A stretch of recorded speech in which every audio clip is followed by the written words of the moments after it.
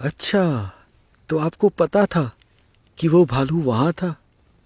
हाँ, भगवान के स्वरूप में संशय होने के कारण उसे मोक्ष नहीं मिला था और मोक्ष प्राप्ति के लिए बार बार इसी योनि में जन्म लेता रहता था।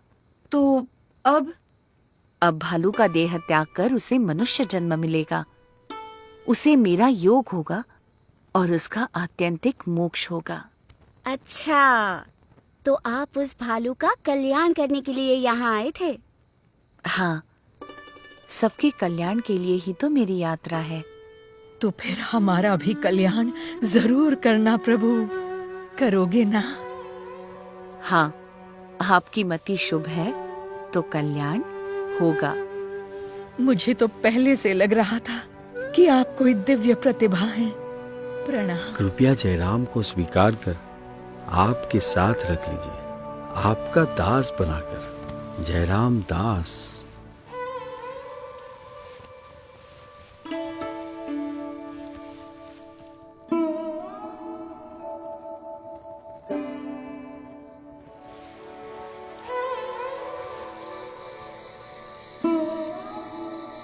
कुछ मुमुक्षुओं को कल्याण के मार्ग पर प्रेरित करने के पश्चात भी उनके साथ ही बस जाना वो नीलकंठ वर्णी की शैली नहीं थी, क्योंकि उनका लक्ष्य था अनंत मुमुक्षुओं के कल्याण के लिए अपनी कल्याण यात्रा को आगे बढ़ाते ही रहना।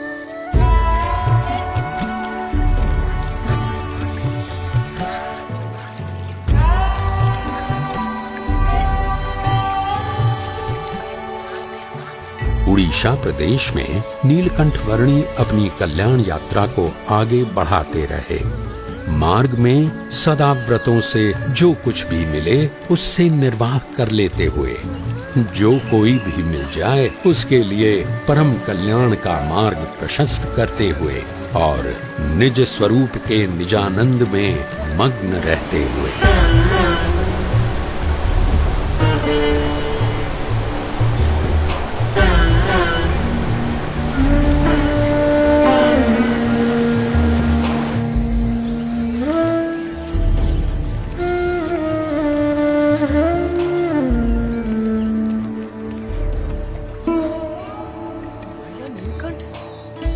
भैया नीलकंठ!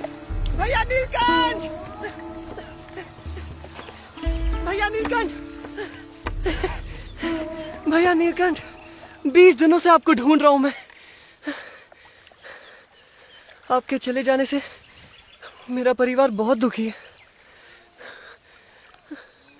मुझे उनके साथ रहना है और आपके बिना नहीं रहना है। तो घर चलो, आप चलो।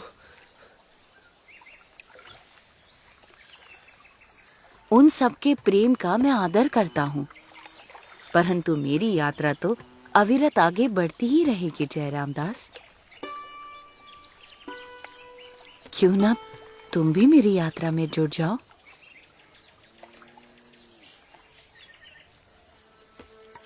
जयराम दास, मैं जानता हूं कि तुम पूर्व के मुमुक्षु जीव हो, इसीलिए कह रहा हूं कि संसार के नाशवंत और माइक संबंधों को छोड़ दो और उसे पकड़ लो जो माया से परे है। हाँ।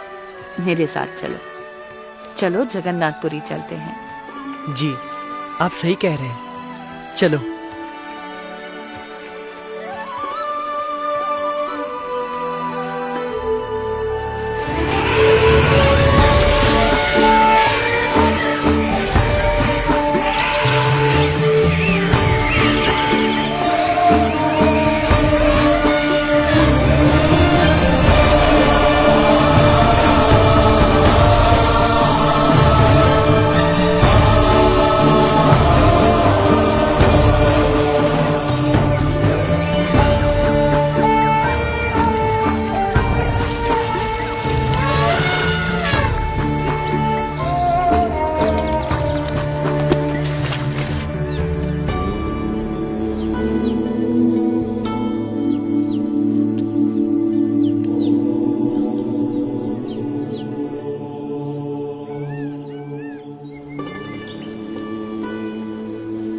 आ जाओ, जिसको भी भुवनेश्वर जाना है मेरी नाव में बैठकर जा सकता है। अरे भाई, नाव का किराया थोड़ा किराया कम कर कम नहीं दो। करूंगा, दूसरे के पास चले जाओ। ठीक है, तो फिर हम रुको दूसरी नाव में जयराम। भुवनेश्वर जाएंगे।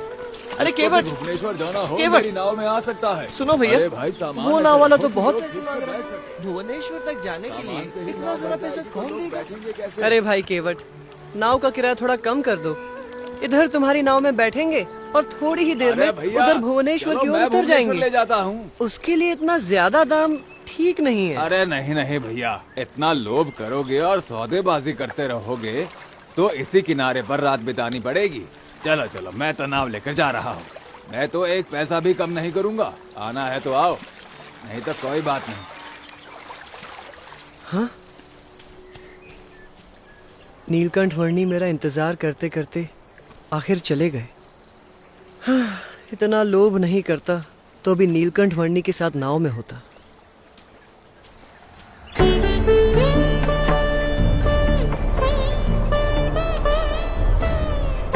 उड़ीसा के भुवनेश्वर का लिंगराज मंदिर नीलकंठ वर्णी की यात्रा का अगला पड़ाव बना।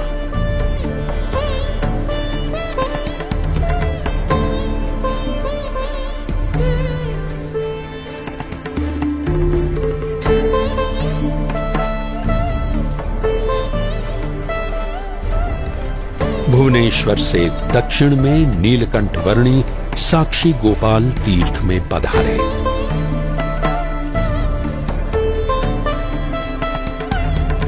जगन्नाथपुरी में सरोवर सबसे बढ़िया जगह है। रहने का प्रबंध हो जाता है। अपनी कल्याण यात्रा को आगे बढ़ाते हुए नीलकंठ वर्णी जगन्नाथपुरी आ पहुंचे। नमस्कार। इंद्रद्युम्न सरोवर यहाँ पर है, आइए सामने स्नान कर लीजिए। प्रणाम। जगन्नाथपुरी में लगभग 10 महीनों के निवास की अवधि में नीलकंठ वर्णी 2 स्थानों पर कई बार जाते रहे। एक इंद्रद्युम्न सरोवर और दूसरा भगवान श्री जगन्नाथ जी का भव्य मंदिर।